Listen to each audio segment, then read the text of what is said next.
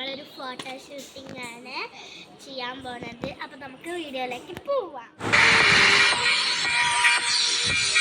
ഇവിടെയാണ് നമ്മള് photo shooting ചെയ്യാൻ പോണത് കേട്ടോ. നമുക്ക് ഫോട്ടോ എടുക്കാം.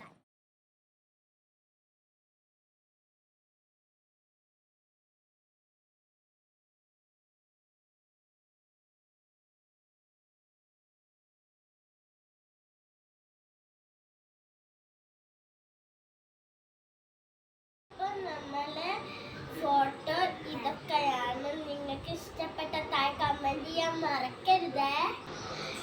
പോകുന്നതിന് മുമ്പ് ഇവിടെ കാണുന്നതൊക്കെ